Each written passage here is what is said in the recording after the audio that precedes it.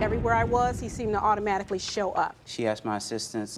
He says he helped her move house, but she claims he put the moves on her. You have someone who is clearly smitten with you. He threw me down on the mattress and started making sexual moves on me. And what's coming out of her mouth is, no, no, yes. Mr. Thomas, your lawsuit alleges that the defendant filed false allegations against you of sexual harassment, causing you, at least temporarily, to lose your job. Yes. And suffer all kinds of emotional trauma and stress and embarrassment. Yes. Did you work together in the same office? No, ma'am. Well, tell me how you knew her. We cordially met in the lobby area, and... In the lobby of a building where you both worked? Yes. What kind of work were you doing? I'm in the security field. So you were a security officer? Yes.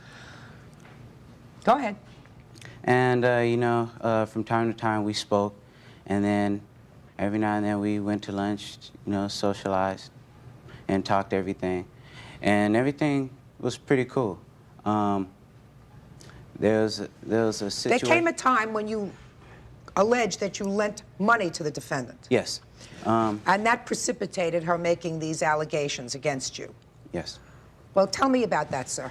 Okay. Well, as I said, she was having some problems. And she asked my assistance as far as loaning her some money for a motel that she had wanted to stay in to relocate from the current place she was at. And so, I went and I assisted her in that matter. She stayed there for a couple of weeks. How much money did you actually loan her? Well, it wasn't a direct cash flow. I utilized a credit card, so I would be able to keep a record in the future. How much? $250.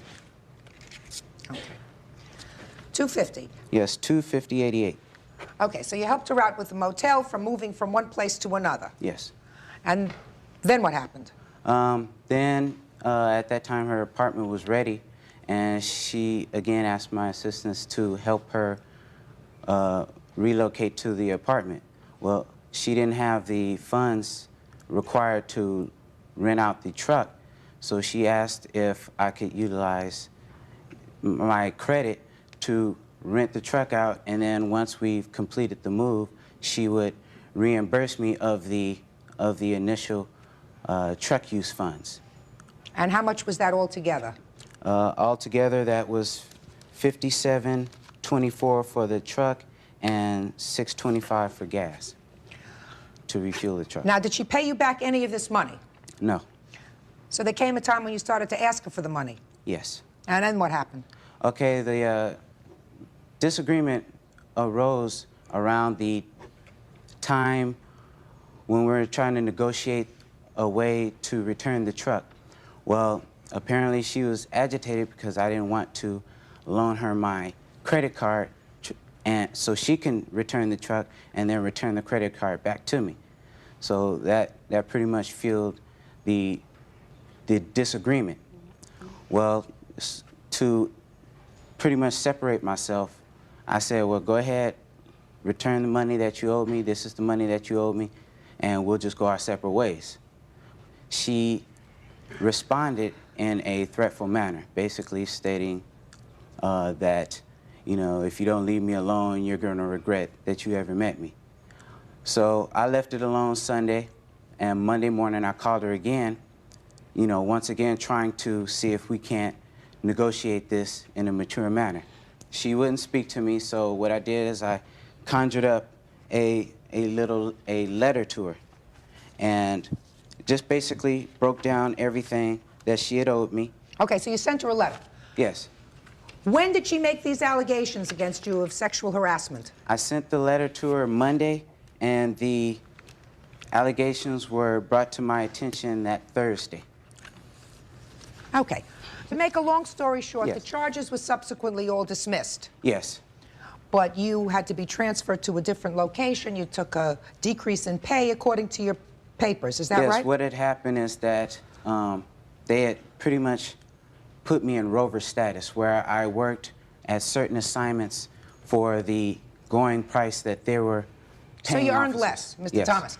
You earned less. But you're suing her for $5,000, clearly much more than this. And the reason you're suing her for $5,000 is because you say she wrongfully made these accusations against you. Yes, ma'am. Okay. Ms. Lewis, Yes. let me hear from you.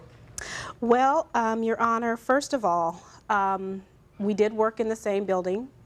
When I met John, I told him from the beginning that I'm not looking for anyone, okay? I moved out here from another state. I came out in January. I secured a job in February. Then we met, I think, in March. He would come up to me, give me candy, walk with me while I was on break, and I told him strictly that I just wanted a platonic friendship and nothing more. John continued to, everywhere I was, he seemed to automatically show up. He was a friend to me. You know, we went out a couple times to the movies. I never asked John for any help of any type of monetary source because I make 3 times more money than he makes, okay? I never asked John for any money. He insisted that he knew where I was staying at a motel downtown. I was happy with that. I knew I was going to stay there until I secured an apartment, which is what I did. But the reason he wanted me to move because he did not have access to me the way that he wanted access to me, because it was a security building and there was no visitors allowed in the building. So he suggested to me that I move to another motel in Culver City. This is the first hotel that you were in. This is the first hotel that I was at. This is the hotel I planned to stay at until I found my apartment. He knew I was looking for an apartment. He knew I was looking for a car. He went around and got numbers for apartments. Oh, you should move here. He even went to his complex, suggested I go there, and I decided the same day not to move there because he was... Stop for a second. Okay. Sound like a very intelligent, together lady. Right? And you just told me that you were really happy with where you were staying, and you were going to stay there until you found a permanent apartment. Right. But you moved. Right. Into a different motel. Right. One that he was happier with. Right. I moved... Why? Because it was closer to my job. Right now, I had an hour-and-a-half commute from downtown to Westwood. So? And I decided to take his offer up because it was nicer, it was closer to my job. Fine. Okay. And he laid out some money for you. No, he did not. I was paying a certain weekly amount of rent by the week where I was. I had that money. Only thing he had to put with the money was another $40. Whether it was $40 or 40 pennies. Okay. According to him, it was $250.88. According to you, it was $40. You Okay. just told me that you earned 3 times as much money as he did. Why in the world would you take $40 from him? Why? Because I did not have the money at the time. I was between pay periods. Judge Judy will continue in a moment. I have a greeting card from her, and the title says, "To the man of my dreams." Once I dreamed of someone special. Now I know that I was dreaming of you.